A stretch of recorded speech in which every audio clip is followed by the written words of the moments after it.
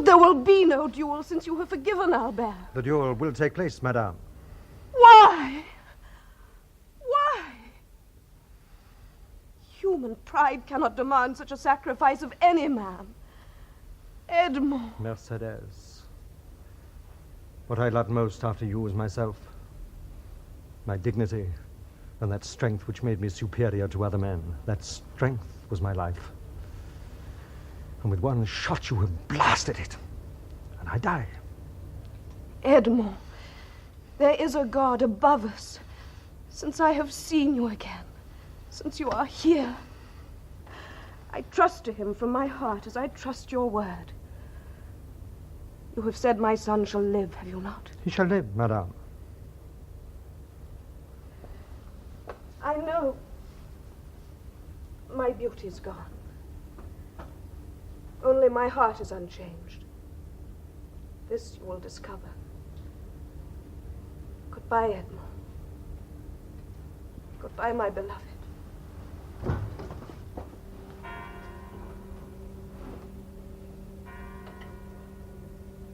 How you doing? My lord!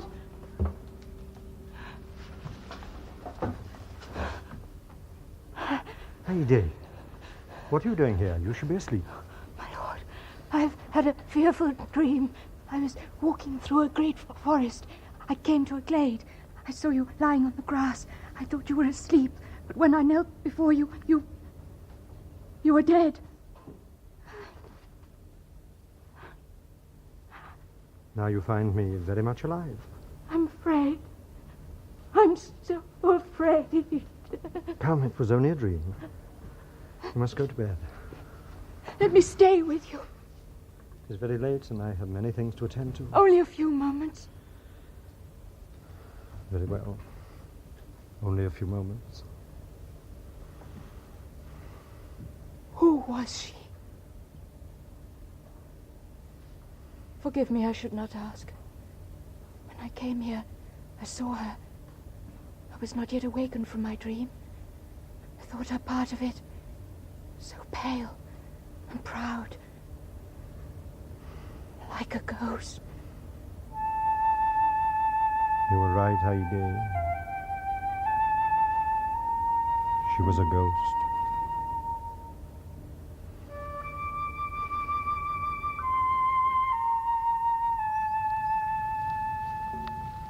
I entreat you, Monsieur le Comte. I entreat you not to kill Albert. You are a great marksman. Wound him, but do not kill him. I do not need entreating to spare the life of Albert de Morcerf. Indeed, he shall be so well spared that he will return quietly home with his friends, whilst Albert de Morcerf, will kill me. I shall be carried home. But what has happened then since last evening? I've seen a phantom.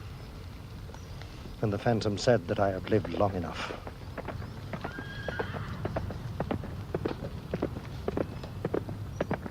He must be mad coming to a duel on a horse. His hand will be shaking like a leaf. Monsieur Morel, please inform the Count of Monte Cristo that Monsieur de Morcerf has arrived. We are at his command. Maximilian, I want you to take charge of this. Take it to my solicitor, it concerns you. And I wish you to make me one solemn promise. Take care of Haydée. Haydée? Will you look after her always as if she were your own sister? Will you? My dear friend, you may rely on me absolutely. You swear it? I swear. Gentlemen, I wish to speak to the Count of Monte Cristo. No, Albert, this is unforgivable. No, Albert. Will you permit it? I hope he will not tempt me by any further insult. Sir, I reproached you with exposing my father's guilt at Janina. However guilty he might have been, I thought you had no right to punish him. Today I learned that you had that right. Not because of his treachery to Ali Pasha, but because of his treachery to you and the frightful miseries which were its consequences. I therefore proclaim publicly that you had every right in taking your revenge. I, as my father's son, thank you for not using greater severity. And now, sir, if you think my apology sufficient, pray give me your hand.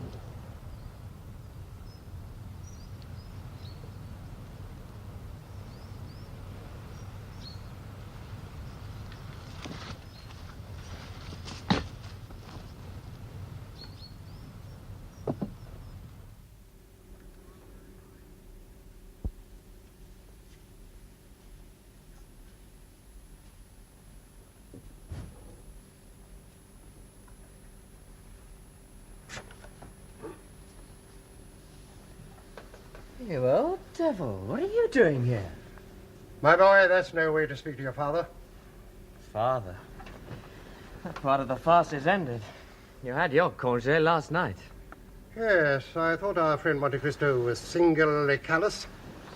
Fancy wanting to part an old man from his son. He ordered you to leave by the morning coach.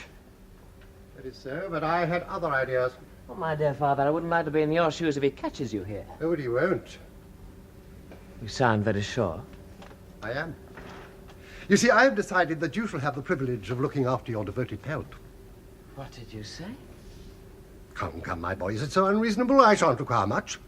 Respectable lodging, enough money to keep me in the manner to which I've grown accustomed. Yes, I assure you that I shall be a little trouble to you. Little indeed. I'll see you damned first. Our partnership is ended. Oh, yes, in the old sense, I agree. But you have found a new partner, the lovely daughter of a millionaire. Her dowry will support us both very well. How did you get in here? By the little staircase from the garden, I kept the key. You have 1 minute in which to leave. Then I shall call the servants. You young rogue. Do you dare take such a tone with me? It was I who took you from nothing and taught you to prance like a dancing master. Do you imagine for one moment that I intend to return in penury to Florence while you lord it in the lap of luxury here? No, no, no, never in 1,000 years. No, Benedetto. You will oblige me in every particular, or I will go this instant to that pig Danglars and tell him what you are and whence you came.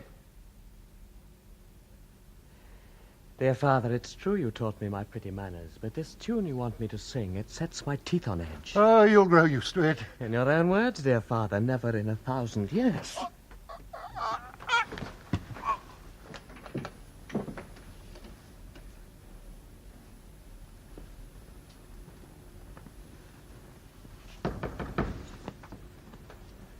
Come in. Over there, please.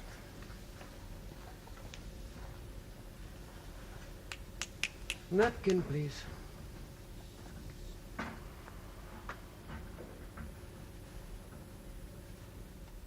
Continue, Bertuccio. There's not much more to tell, Excellency. Cavalcanti climbed over the garden wall and entered the house by the little staircase. And where were you?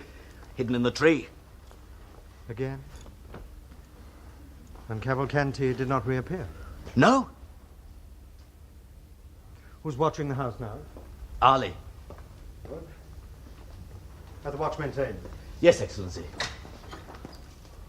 Will that be all? For the moment, Bertuccio. Monsieur de Morcerf wishes to see you. Show him in.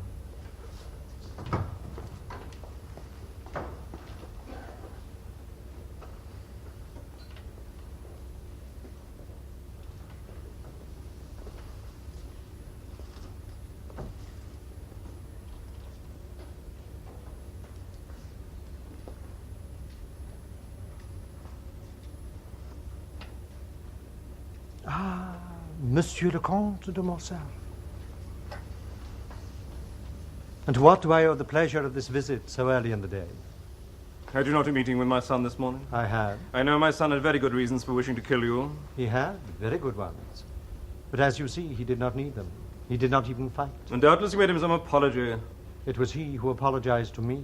You have made it your business to dishonor me and have become his mortal enemy. He would never apologize. Yet he did so.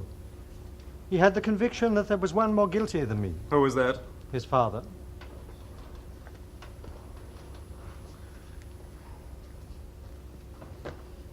You know the guilty do not like to find themselves convicted. I know. Did you expect my son to be a coward? Albert de Morcerf is no coward. A man who holds a weapon in his hand and sees a mortal enemy and does not fight is a coward. I have come to tell you that I also regard you as my enemy. I've come to tell you that I hate you instinctively. I feel I have always known you and always hated you. Now, since the young people will not fight, it is up to us to do so. Certainly. Realize we'll fight until one of us is dead? Until one of us dies. Well then, let us start. We need no witnesses. Certainly not, since we know each other so well. On the contrary, we know so little of one another. Indeed. Let us see.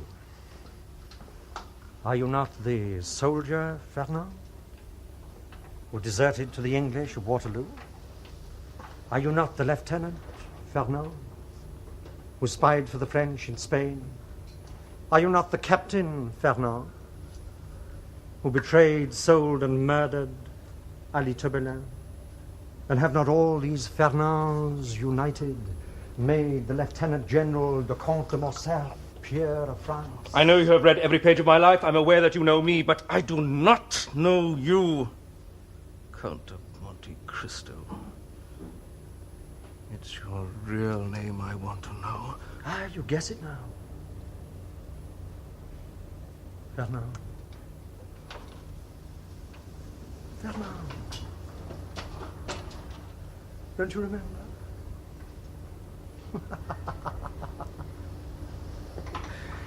I show you today a face that the happiness of revenge makes young again. I show you today the face that you must often have remembered since your marriage to Mercedes. Fernand. Edmond Dantes.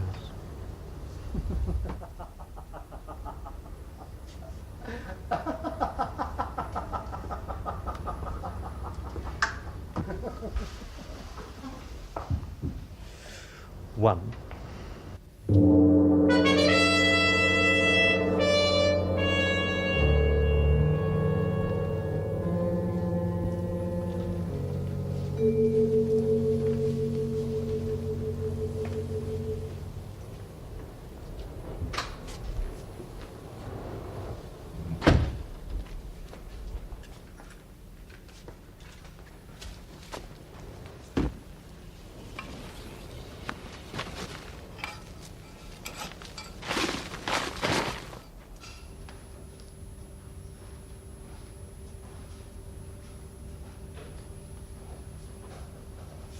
Good evening, Monsieur le Comte.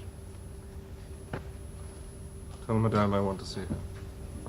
Madame la Comtesse and Monsieur le Vicomte have left the house. Where have they gone?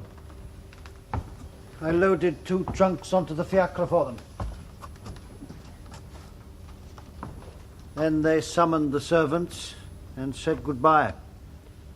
Madame was weeping. No word for me? I'm sorry, monsieur, none. Will that be all, Monsieur le Comte? Yes.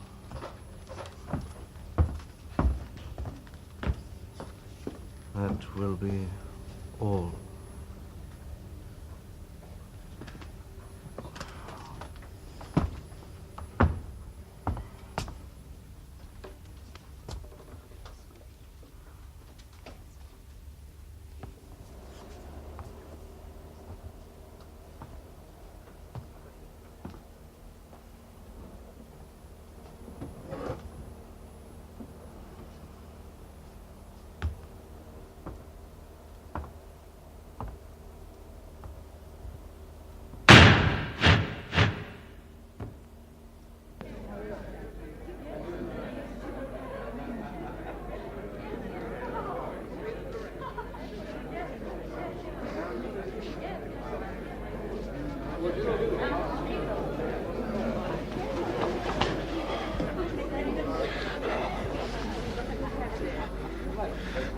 Valentine.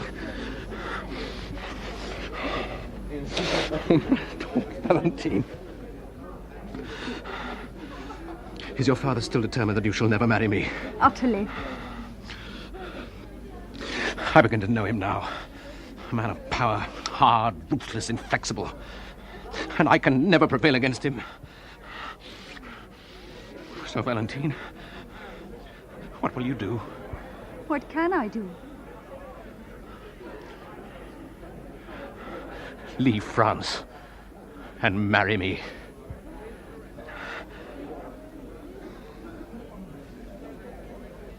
It would be sacrilege to turn against my father. You're right. What else can I do? You're right. Oh, God knows I've done my utmost to remain a submissive daughter. I have begged, entreated with him, implored. My father has ignored both my prayers and my tears. Then let him do his worst. I would rather live in shame than die of remorse. I will belong to no one but you. You've only to command. Valentine. Till this moment, I never lived.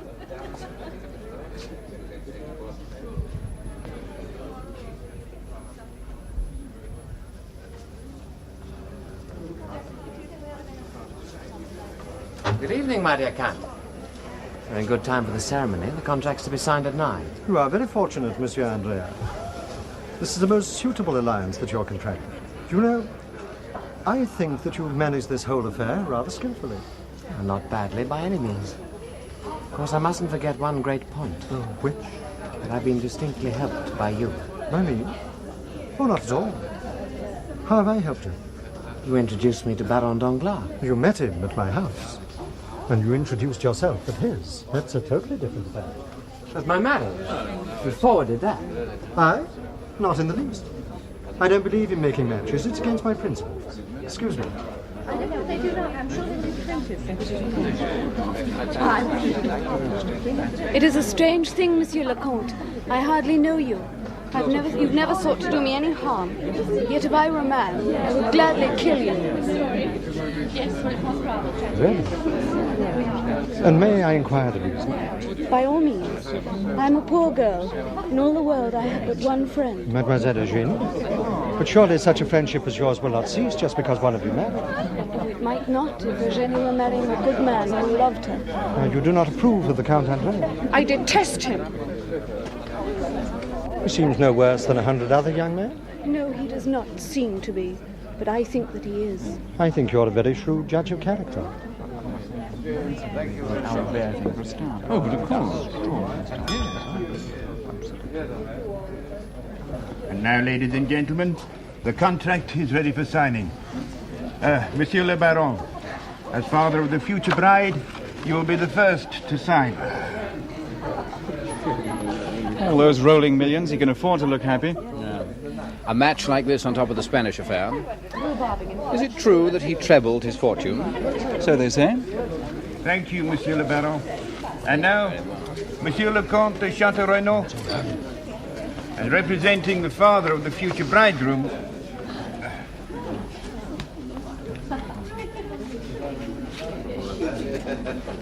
If you had never existed, they might never have met. As it is, they were introduced in your home. You blame me for existing, my dear young lady. Believe me, if it was only a question of having introduced them, there would be no ceremony tonight. They're not in the least in love. The Baron Danglars is quite prepared to sacrifice his daughter to a marriage of convenience, provided it suits his pocket. This is the age of cupidity, mademoiselle, and his attitude the perfect reflection of it. But have no fear. The marriage will not take place. Is there no news at all from Barcelona? None at all. This fog in the Loire Valley has interrupted the telegraph. Excuse me, gentlemen. What the devil? Excuse me, Monsieur le Baron. Not now, man, not now. I'm sorry, Monsieur, but please.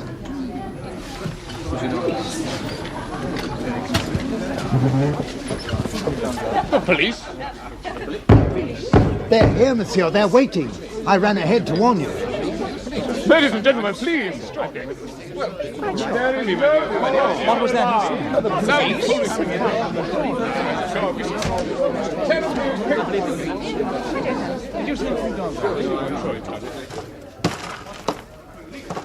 I implore you, ladies and gentlemen, the contract is still to be signed. Count Andrea.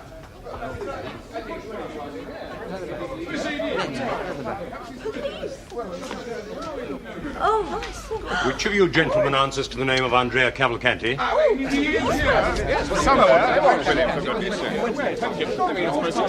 What do you want? To arrest him? Arrest him? Impossible. Do you realize what you're saying? Perfectly, monsieur. What crime has he committed?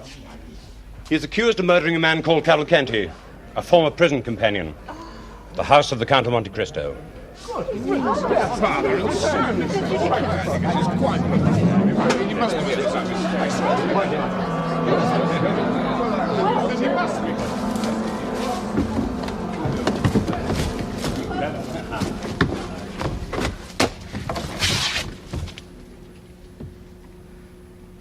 Truly I was fated. I escaped the Morte Surf only to fall into the Cavalcanti. Do not confuse the two, Eugenie. I grant you Albert is no murderer. But then look at his father. He is dead. He blew his brains out. A pity all men don't follow his example. Oh, please. Why not? They are all infamous. Do you know, I feel quite grateful to him. Grateful? I misjudged him. I thought him a fool, and he proves to be a knave. After all, it requires a certain force of character to murder your father. Oh, don't! Don't speak of it.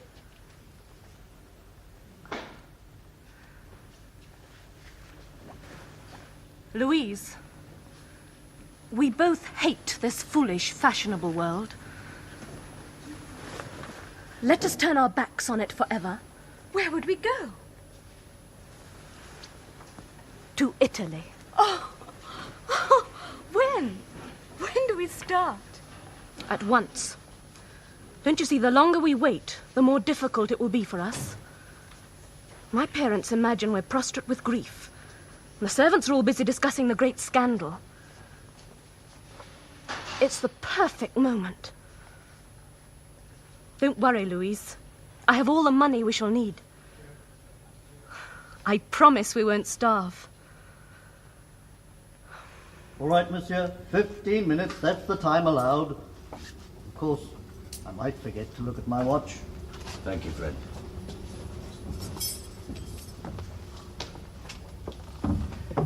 My dear foster father, I never expected a visit from you or anyone else. I thought myself quite abandoned. Don't mistake my motives, Benedetto. It wasn't pity that prompted me in coming here. What then? When you stand trial for murder at the assizes, I shall be among the witnesses against you. Yes. And for all I care, the sooner they find you guilty and cut off your head, the better. If you only came here to tell me that, then get out! I'm no braver than the next man. I dare say. But that was not the reason for my visit. The Count of Monte Cristo sent me.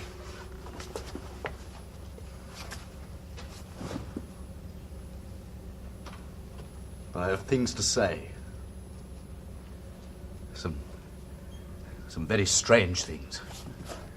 If you pay heed, then they may, I cannot say they will, but they may save you.